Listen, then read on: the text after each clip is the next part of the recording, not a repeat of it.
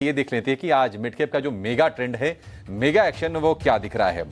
तीन तस्वीरें आपकी स्क्रीन पर। पहली तस्वीर में साइंट का शेयर, Q3 नतीजे कमजोर आए हैं। शेयर 18-19% टूटकर कारोबार कर रहा है और कंपनी ने अपना गाइडेंस घटाया है FY25 के लिए, तो बाजार इस पर नेगेटिव रिएक्शन दे रहा है। एम्फेसिस के नतीजे मिले जुले आए हैं, लेकिन अगर हम शेयर की बात करें तो शेयर आज ये है निफ्टी वायदा के टॉप गेनर्स में 4.5% के आसपास की मजबूती एम्फेसिस में है।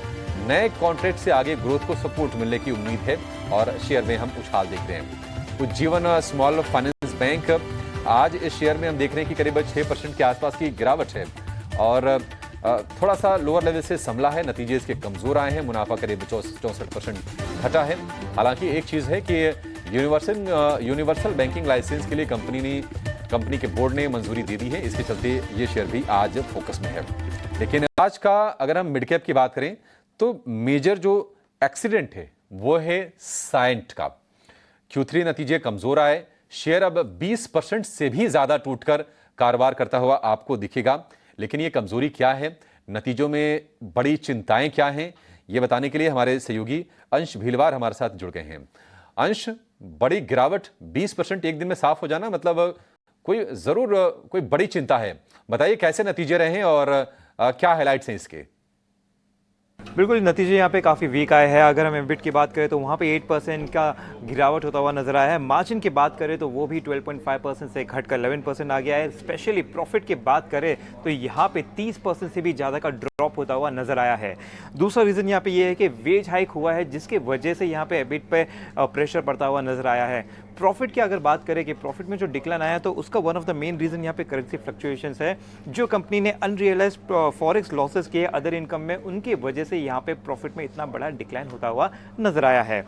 लेकिन ये तो था Q3 के बाद। Q3 तो वीक था ही, लेकिन साथ ही साथ मैनेजमेंट ने फॉरवर्ड लुकिंग भी जो गाइडेंस दी है वो भी वीक दी है। कंपनी ने कहा है कि जो FY25 का जो DET सेगमेंट का रेवेन्यू रहता है वो -2.7% एक्सपेक्ट किया जा सकता है। तो यहाँ पे भी जो फॉरवर्ड लुकिंग है व्यू वो भी काफ़ी नेगेटिव आता हुआ नजर आया है। और इसी के साथ मैनेजमेंट में भी कुछ चेंजेस हुए हैं, जिसमें CEO ने इस्तीफा दे दिया है।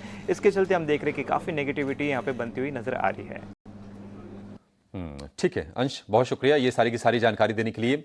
साइंट पर एक व्यू लेते हैं। अक्षय जी, मिड कैप में देखिए जहां नतीजे आए, बाजार ने उनको बहुत अच्छे से रिवॉर्ड किया। हमने देखा कल कोफोर जो टॉप गेनर था वायदा बाजार का, साइंट 20% टूट जाना मतलब 1/5 वेल्थ एक ही दिन में इरोड हो गई। साइंट में अब सपोर्ट कहां लगा के चले, मतलब आपको क्या लगता है? इतनी भारी गिरावट में तो सारे के सारे सपोर्ट टूटे होंगे नीचे के। बिल्कुल, इसका जो अहम सपोर्ट जोन हुआ करता था वो एक मंथली सपोर्ट जोन 650 का हुआ करता था, और नतीजों के चलते आज गैप डाउन हुआ है, तो कोई मौका ही नहीं दिया है जिनको वहां स्टॉप लॉस ट्रिगर करना हो। तो एक मैसिव ब्रेकडाउन है, 3-5 महीने का मैसिव ब्रेकडाउन है। उसके चलते न्यूज भी आपको नेगेटिव सपोर्ट कर रहा है। तो कुल मिला के सर्किट पे सर्किट लगे जा रहा है। अभी कहाँ पे रुकेगा ये अगर आपको एस्टिमेट करना है तो फिलहाल एक फिबोनाची रिट्रेसमेंट थियरी से कहीं ना कहीं 1325 एक जोन है जहां पे कोई रुकावट की उम्मीद आप कर सकते हैं शॉर्ट टर्म ट्रेडिंग पैरामीटर्स पे। काफी ओवरसोल्ड हो चुका है और 1325 के आसपास आता है तो थोड़ी सी गिरावट में रुकावट हो सकती है। तो वो एक लेवल है जहां पे थोड़ी आप उम्मीद कर सकते हैं कि राहत मिल जाए आपको। तो वो एक सपोर्ट जोन 1325 का मेरा एस्टिमेशन है, वहां पे रुक सकता है स्टॉक का सेलिंग। ठीक है, साइंट को लेकर ये व्यू। लेकिन अगर हम मिड कैप आईटी में ही अगर हम दूसरे शेयर की बात करें तो एम्फेसिस Q3 नतीजों के बाद हम देख रहे हैं कि आज बढ़िया तेजी, और आज नहीं है, आज समेत 3 दिनों में बढ़िया से शेयर चला है और 3,000 रुपए के पार जाकर कारोबार कर रहा है एम्फेसिस। अब इसके लिए कौन से दायरे खुल गए अक्षय जी? देखिए, इसके भी नतीजे आए हैं और मेरे हिसाब से अगर आप आज फ्लक्चुएशंस देखें तो डे ट्रेडिंग में काफ़ी भारी फ्लक्चुएशंस हमने स्टॉक में देखी है। जब भी दिन स्टार्ट हुआ तो काफ़ी सेलिंग थी, एक सपोर्ट ब्रेक होने का डर था 1750 पर। रिकवरी जो मैनेजमेंट की कमेंट्री है उसके चलते अच्छी रही है। तो अगर आपको एक ओवरऑल प्राइस सेटअप देखना है तो एक रेजिस्टेंस जोन है, वो है करीबन 3200 के आसपास, क्योंकि गए 3-4 महीने में यही एक हिस्टोरिकल ट्रेंड रहा है। बार बार स्टॉक 2750 से उछलता है और 3200 पे इसमें सप्लाई दिख जाती है। तो फिलहाल ये जो तेजी आज हमने देखी है उसके टारगेट जोन 3200 तक हो सकते हैं। ठीक है, 3200 रुपए तक ये शेयर एम्फेसिस का जा सकता है। अगर आपके पास है तो आप इसमें अपनी पोजीशन को बनाए रखिए। आज हम देख रहे हैं कि जो एक्सप्लोरेशन वाली जो कंपनीज हैं उसमें कुछ कुछ कहीं कहीं हम दबाव देख रहे हैं। ऑयल इंडिया का शेयर इस वक्त दिन के निचले स्तर पर कारोबार कर रहा है। अगर हम ONGC की बात करें, गिरावट उसमें भी 1.5% के आसपास की है, डे लो पर वो भी है। और यही नहीं, बाजार का दिग्गज रिलायंस, प्रेशर वहां पर भी है और रिलायंस ने जो अपनी सुबह की स्ट्रेंथ को गवाई है, इस वक्त करीब करीब 1% की गिरावट के साथ ही कारोबार कर रहा है।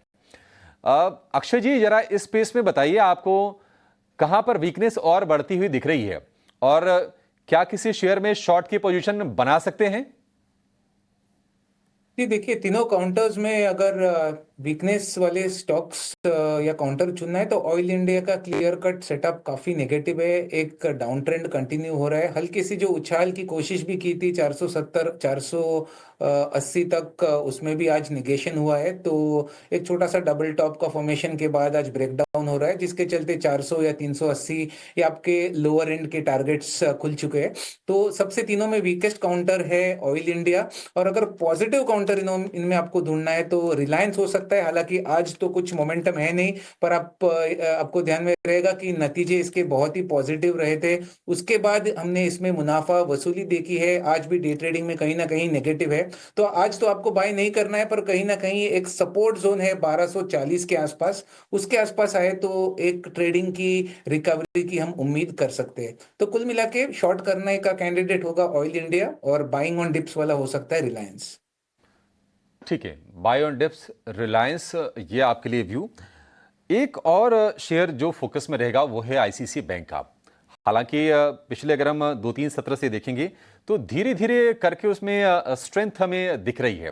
1200 रुपए के ऊपर ये शेयर निकला है। आज आपको 0.25% के आसपास की तेजी दिखेगी।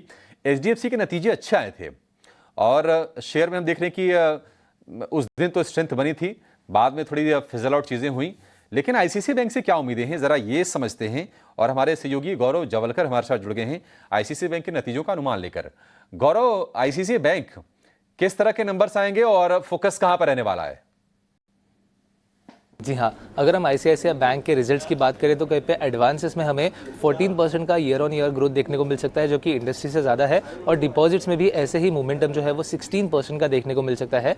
बट इसी के साथ अगर हम बात करें नेट इंटरेस्ट इनकम की, तो वहाँ पे कहीं पे जो ग्रोथ है वो 10% तक देखने को मिल सकता है, क्योंकि कंसेंसस का मानना ये है कि कहीं पे कॉस्ट ऑफ डिपॉजिट पे इस टाइम पे प्रेशर बना रहेगा। और इसी के चलते अगर हम बात करें नेट इंटरेस्ट मार्जिन्स, तो वहाँ पे भी एक 4 बेसिस पॉइंट की गिरावट जो है इस क्वार्टर में हमें देखने को मिल सकती है। बट इसी के साथ साथ जो फी इनकम है वहाँ पे एक स्ट्रॉन्ग ग्रोथ देखने को मिल सकती है। और इसी के साथ साथ PPOP जो है वहाँ पे 12% का ग्रोथ जो है कंसेंसस का मानना है बैंक दिखा सकता है। अगर हम प्रॉफिटेबिलिटी की बात करें तो वहाँ पे भी एक 10% का ग्रोथ देखने को मिल सकता है, क्योंकि प्रोविजन जो है इस क्वार्टर में ज़्यादा रह सकता है, क्योंकि थर्ड क्वार्टर जो यूजुअली होता है वो एग्री के लिए थोड़ा वीक होता है। और बैंक के पास जो KCC बुक है इसके ऊपर इसी के वजह से नज़र रखना काफ़ी ज़रूरी रहेगा। बट इसी के साथ अगर हम बात करें स्लिपेजेस की या क्रेडिट कॉस्ट की, कहीं पे भी कंसेंसस का मानना ये नहीं है कि कुछ कंसर्न जो है बैंक की तरफ से देखने को मिलेंगे। आखिर में बैंक की तरफ से बिजनेस आउटलुक पे कैसे कमेंट्स रहेंगे वो देखना काफ़ी ज़रूरी रहेगा।